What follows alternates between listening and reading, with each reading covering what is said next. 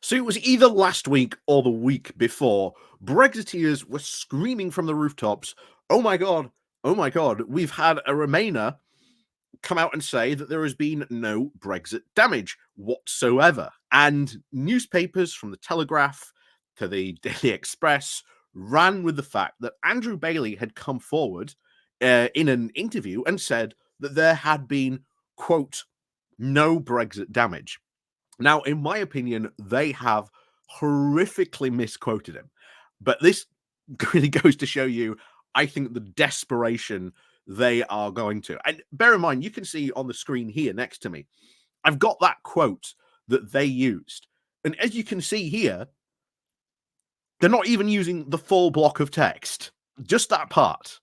Just that part. And I'm going to read it to you, just this part alone, which basically says, from this is the part that they used.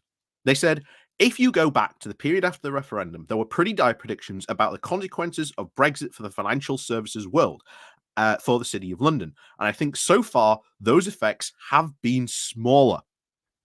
And that was it, end quote. That was what they were using to justify that Andrew Bailey, this Remainer, the current guy who's the governor of the Bank of England, had come forward and said that there had been no Brexit damage whatsoever. And like I say, as you can see, there's a lot of context missing. And I want to give you that context. So we are going to go through this interview with Andrew Bailey from where they start talking about Brexit to this quote and after this quote. I'm going to go through and give you my opinions of what I think of what he is saying and point out how he has been horrifically, I would say, misquoted by these newspapers and by Brexiteers who have been running around screaming that there's been no Brexit damage whatsoever, when in reality, that's not even what he's saying. But as always, before we do go into this and having a look into this, like I say, please do remember to click on the like, share, and subscribe button. And of course, down below, there are links to my Patreon page and a notification link called Buy Me Coffee, where you can buy me coffee. There is, of course, the YouTube Pony Club and, of course, the YouTube thank you button down below as well. So let's go into this interview. So you can see, once again, here's the quote highlighted part. But this is a big interview. This is a long interview that was done by Prospect Magazine. A long interview. And it is all about, him, the interviewer, interviewing Andrew Bailey, the governor of the Bank of England, someone who is, incredibly important and influential.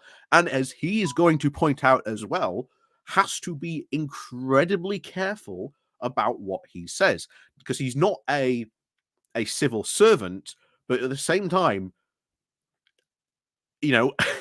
as the governor of Bank of England, what he says carries a lot of weight. So he has to be careful about making public statements in this type of thing. And you will see that he is very, very careful when it comes to making these public statements that we're going to go through, and when it comes to talking about Brexit. And bear in mind, the first part of this interview is not even talking about Brexit whatsoever.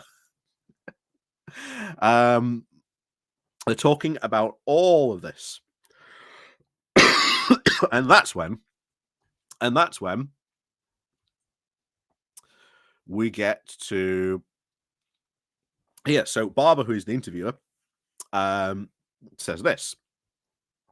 But that's why I go back to this point about monetary policy, that you're not in the 1970s or 80s, where a much more open economy, and which we haven't talked about. There is a Brexit effect, isn't there? And this is the first time in this conversation, pretty much almost halfway through the interview, Brexit now gets brought up. So now we're going to go talk about this and these comments, because this points out, as I said, he's being misquoted. The Brexiteers that have been using this as some sort of justification that, there's been no Brexit damage whatsoever. He doesn't say that. And anything, I think this interview in itself is actually quite kind of interesting, and his comments about Brexit itself. So let's see what happens in the rest of this interview and what Bailey and Barber have a conversation about this. So Bailey then goes, look, I'm always careful about Brexit because I'm a public official. As I said at the start, he has to be careful. He's not a civil servant, but he is a public official. Because he is the governor of the Bank of England, his words carry a lot of weight. A lot of weight.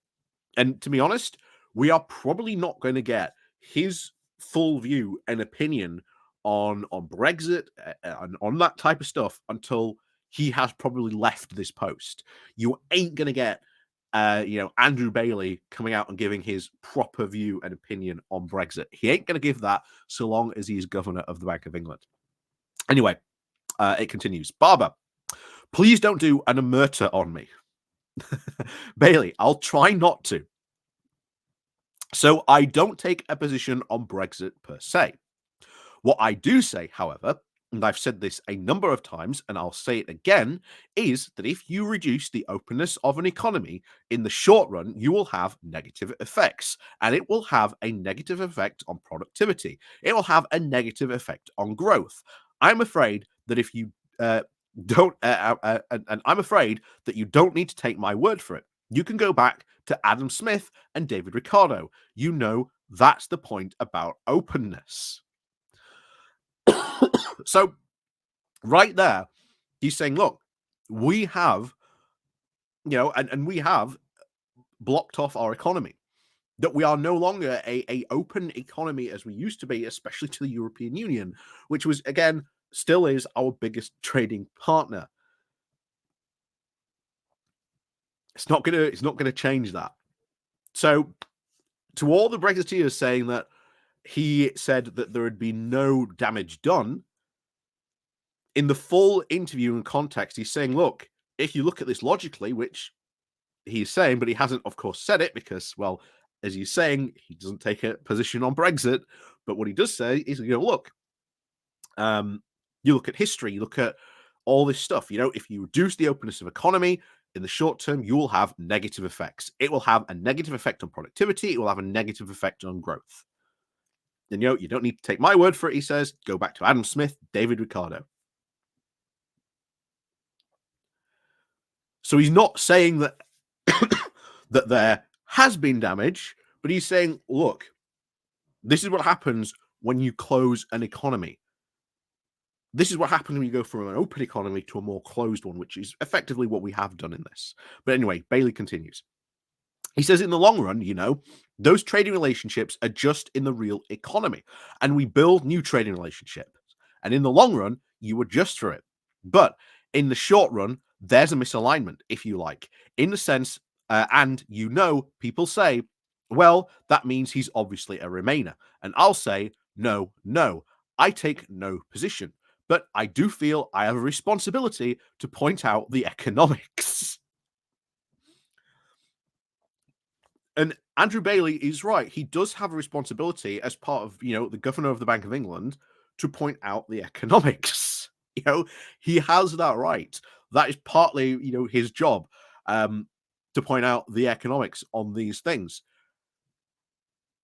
So, as he said there, look, don't take my word for it. What happens if you close off economy? Just go back to some big, economic theorist like, Adam Smith, David Ricardo. So obviously, once again, he's still being very, very careful to point out, not to, I should say, take a position. And you can tell that's very clearly coming across. But Barber continues saying, you do. Bailey says, I do. Barber, and your predecessor pointed out that those economic potential risks, both before the referendum and actually on Scottish independence. Bailey, now, I will be very clear. The Bank of England is not a Remainer organisation. It is not a Brexiteer organisation.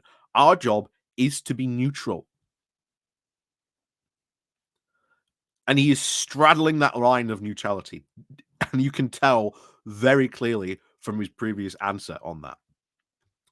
Barber, yes. Do you think that there is a retraining of the Britain post Brexit, post these shocks, or do you take a more optimistic view? because I think a lot of international people would want to know the answer to that question. That actually Britain has an inherent strengths, the research bases, the universities, and we can come back.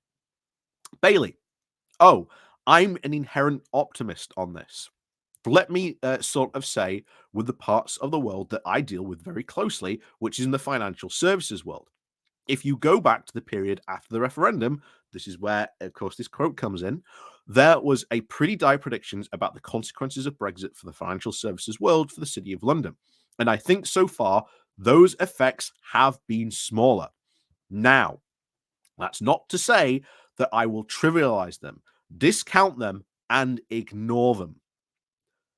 So bear in mind, they did not even use that follow on quote saying that I'm not going to, trivialize, discount, or ignore them because there have been effects, especially when it has come to the financial services world.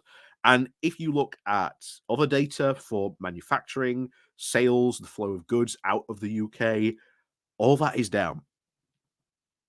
All that is down. And even Bailey here on his thing on the financial services side, we have seen shocks on this. So bear in mind that Brexiteers were running around saying, using this quote and not using the next part where he's saying, I'm not going to discount or ignore some of these damages that have been caused by Brexit. They were saying, and using that quote that we've just gone over, I would say this, horribly misquoting Andrew Bailey on this, that there has been no Brexit damage whatsoever. That is not what Andrew Bailey has said. That is not what he said in this interview. And of course, he's going to continue on this. He says, actually, quite the opposite. I've said right from the actually, I remember saying the week after the referendum, this means we will have to work even harder to make sure we don't become isolationist. But I think this has actually created opportunities. I think we have protected, in a sense, and endured much of the market, and much of the industry remains here. And that's been important. It's been very important. Barber then says, so it's not a slow puncture. Bailey then responds, I don't think it is. No, I don't think it is. But I think we have to keep working at it very hard. I mean, it's been very hard, very large amounts of work, but it was necessary. And again, my point is, I do not take a position on Brexit. We had to respond, we had to do what we had to do at that point. That is our job.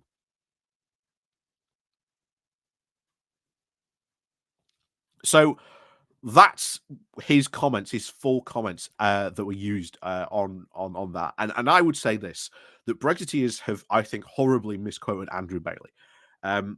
If you look at that and you take from the fact that he's saying, look, I am the governor of the Bank of England. My words carry a lot of weight. I have to be very careful. I am not a Remainer. The Bank of England is not a Remainer organization. We are not a Brexiteer organization. We are neutral on this, and we have to remain neutral on this. But if you look at his words there, he's saying, in the first part, he says, well, look, historically, an open economy is far better than a closed one. Brexit has closed the economy. It has put up trade barriers. We can see that in the data. They then talk about what his expertise is in the financial industry, where he says, look, there has been damage. Luckily, we have worked hard to make sure that industry remains here. Now, it's not all stayed here. It has gone. And he says, well, and the interview goes, well, is this a slow puncture? And he says, no, I hope not, in a sense there. So bear in mind that Brexiteers have been using that quote for quite a while now to say that Andrew Bailey, again, a Remainer, has come forward and said that there has been no Brexit damage. I've just read to you the full section of that interview and shown you the full context in which that small snippet was taken out. I've said it before and I will say it again. Brexiteers are getting incredibly desperate to try and find anything they can to try and justify that saying Brexit is working, Brexit is going well, when in reality, it's not going as well as many had hoped. And of course, well, you know, you've got many Brexiteers who said, "Oh well, you don't understand. We haven't Brexited properly yet." You know, if I had a pound for every time a Brexiteer said, you know, we haven't Brexited properly yet, I'd be a very, very rich man. But of course, as always, like I say, let me know what you think down below. And like I say, I do actually recommend reading the full interview if you are interested in monetary policy or anything like that about the sort of the state of the British economy. Like I say, go check out the full interview where you can see again the parts we read about Brexit and of course full more of that as well. So yes, go check that out on Prospect Magazine. But if you want the full title of it, it's called Andrew Bailey. Please don't call me governor. But as always, thank you very much for watching. And of course, as always, we'll see you all next time.